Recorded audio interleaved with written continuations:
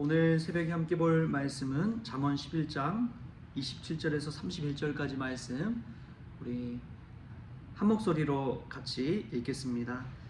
선을 간절히 구하는 자는 은총을 얻으려니와 악을 더듬어 찾는 자에게는 악이 임하리라. 자기의 재물을 의지하는 자는 패망하려니와 의인은 푸른 잎사귀 같아서 번성하리라.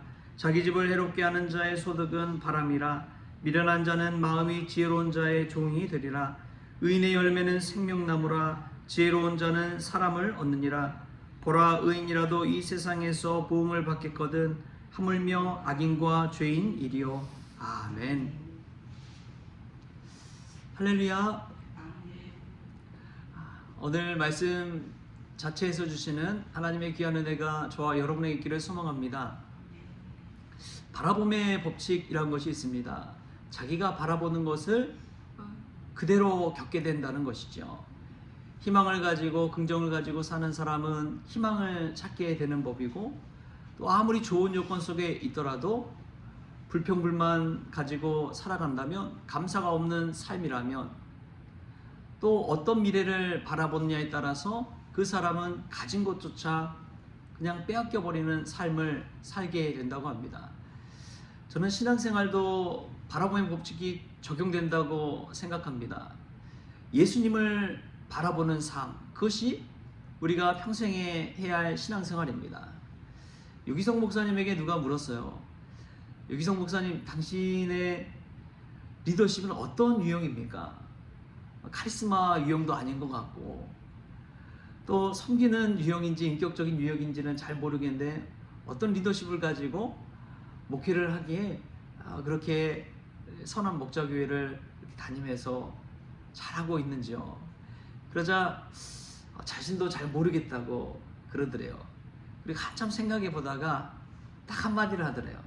목사님, 저는 성도들로 하여금 예수님을 바라보게 하는 그 리더십이 있는 것 같습니다. 하루 종일 24시간 예수님만 바라보는 그 믿음을 가지고 우리 성도들에게 나눈다는 것이죠. 여러분, 우리가 오늘 새벽에도 예수님 바라볼 수 있기를 축복합니다. 어제 안양지구의 모임을 저희 교회에서 이제 가졌는데요. 총 4교회가 참여했습니다. 한 27분 정도가 참여하셨더라고요. 저희 교회 성도들 보니까 8분 정도 참여하셨어요. 근데 얼마나 감사하든지요. 얼마나 귀하든지요. 또 미리미리 와서 음식 준비며, 또 뭐 교회 단장이며 안내하는 거며 여러 가지 것들을 다 맡아서 수고해 주셨습니다. 그리고 무엇보다도 오신 많은 분들이 저희 교회 이 음식 맛을 보고 너무나 맛있다고 막 인사하면서 얼굴이 해같이 밝아져가지고 나가시더라고요. 여러분, 저는 그 모습 보면서 교회가 저런 것이 되어야겠구나 하는 생각이 들었습니다. 부정적인 사람도, 때로는 배고픈 사람도, 연약한 사람도 교회에서 예수님 바라보고 예수님 만나고 나면 얼굴이 해같이 빛나고, 은혜를 받은 사람이 얼굴에 은혜가 한가득해서 나가는 그 모습을 보면서 참 교회가 그런 곳이 되어야겠구나. 사람이 그냥 왔다가도 비전과 꿈을 얻고 가는 교회, 또 불행하고 늘 원망하고 불평하는 사람도 교회 와서 예수님 바라보고 나면 감사와 기쁨이 충만해서 가는 교회. 여러분, 우리가 예수님 바라보면서 그러한 행복과 기쁨을 누릴 수 있기를 축복합니다. 오늘 말씀 보면 27절에 이렇게 나와요. 선을 간절히 구하는 자는 은총을 얻으려니와 악을 더듬어 찾는 자에게는 악이 임하리라. 여러분, 이것이 당연한 말씀 같지만요, 우리의 마음가짐과 자세를 생각해 보면 이것만큼 정답이 없습니다. 안 되는 사람은 안 될 이유를 막 찾고 있어요. 교회 와서 기도하면서도 자신의 막 안 되는 점, 부끄러운 단점들을 가지고 막 그것만 가지고 하나님 앞에 찾습니다. 그런데 잘 되는 사람은요, 안 되는 그런 상황 가운데서도 희망의 비전을 가지고, 비전의 기도 제목을 가지고 하나님 앞에 부르짖으며 나아갑니다. 미래를 꿈꾸며 나아가는 거예요. 그러니까 희망이 찾아오는 것이죠. 비전이 이루어지는 것이죠. 요즘 읽고 있는 책 중에 하나가 이제 김학중 목사님의 책을 읽고 있는데, 비전을 캐는, 희망을 캐는 개척자라는 그러한 책입니다. 거기서 이제 뭐 개척교회 시절부터 쫙 이야기를 하는데, 이분이 새한산교회를 처음 안산에서 이제 개척을 할 때 본인은 전도지 막 엄청 많이 뿌리고, 그리고 이제 교회도 잘 개척하면은 막 구름대처럼 사람이 올 줄 알았대요. 뭐 한 주, 두 주, 세 주가 가도 아무도 안 오더래요. 그래서 사모님이랑 둘만 이렇게 예배를 드리는데, 예배 도중에 문이 빼꼼히 열리더니 사람 얼굴이 이렇게 쑥 나오더래요. 그 반만 걸쳐져 있더래요. 들어올까 말까 이제 성전 안을 보는 거죠. 근데 아무도 없으니까 다시 나가려고 그래요.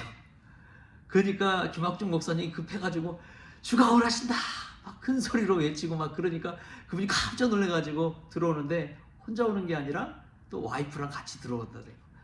쌍쌍이 둘이 앉아서 다 와서 예배를 드리는데, 그 두 사람이 새한산교회의 꿈의 교회 첫 신자가 되었더래요. 여러분, 얼마나 다급한 마음 가지고 또 개척해서 희망을 포기하지 않고 그렇게 부르짖고 한 영혼 한 영혼을 바라보면서 목회하니까 이 꿈의 교회처럼 지금 엄청 크잖아요. 그런 교회로 성장하게 되었다는 것이죠.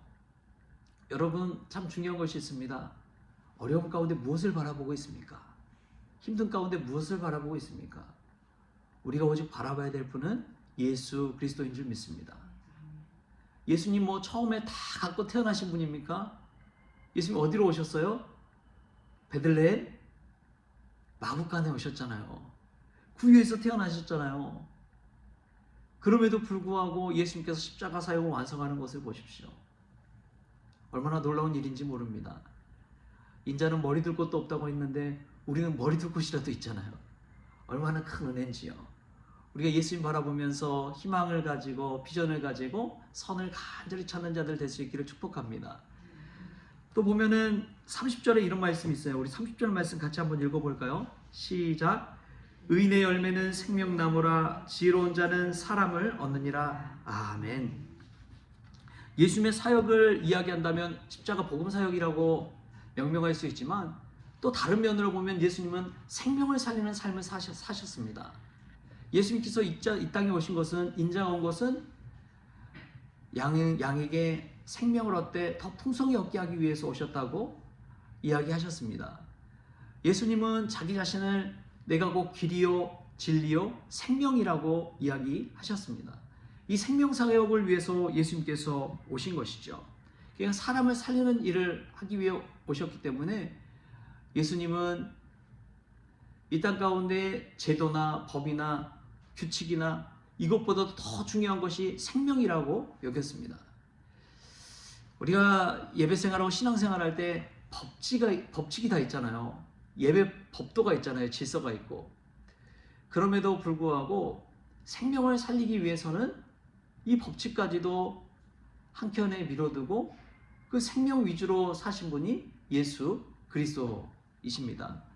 우리 예수님은 안식일 규정이나 이런 것보다도 그 안식일이더라도 생명을 살리는 일이라면 두 팔 걷고 그냥 달려들어서 그 생명을 살리는 일에 헌신하신 분이죠.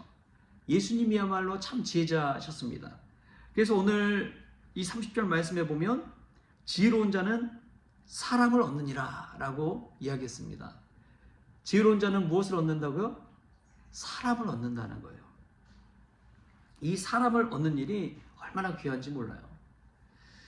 사랑의 교회 오정현 목사님 관련된 책을 막 읽는데, 오정현 목사님 개척해서 이제 기도 제목이 그거였대요. 브리스길라와 아굴라 같은 부부를 5가정만 보내달라고. 처음 기도 제목이 그거였대요. 그러니까 큰 교회 건축하게 해달라, 뭐 부흥 성공하게 해달라, 이것보다도 생명을 얻게 해달라는 기도 제목인 것이죠. 여러분, 살아가면서 정말 지혜 있는 자는 잠시 잠깐의 이 재물과 성공, 이게 다가 아니라 사람을 얻도록 하는 사람이 정말 지혜로운 사람입니다. 사람만큼 귀한 것은 없어요. 아무리 큰 건물이 있고 아무리 좋은 환경이 있다고 하더라도 그렇게 큰 교회에 사람이 없다면 어떻게 될까요? 아무 소용이 없는 것입니다.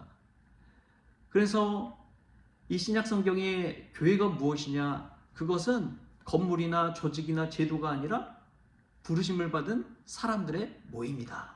성도들의 모임이다. 그게 교회다. 또 성도들을 향해서 성령이 거하시는 성전이다 라고 이야기하시잖아요.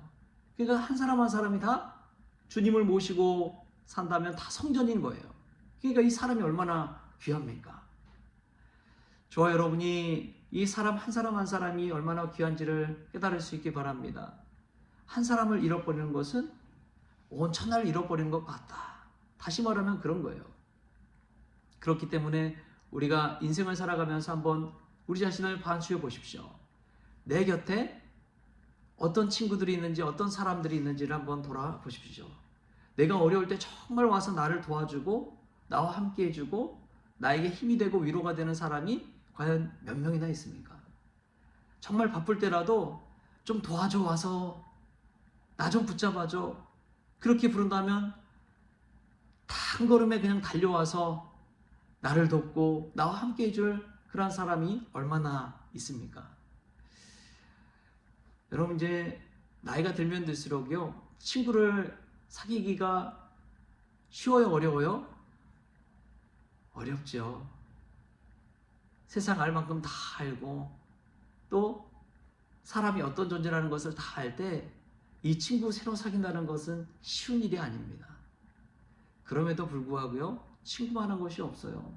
이웃만한 것이 없습니다.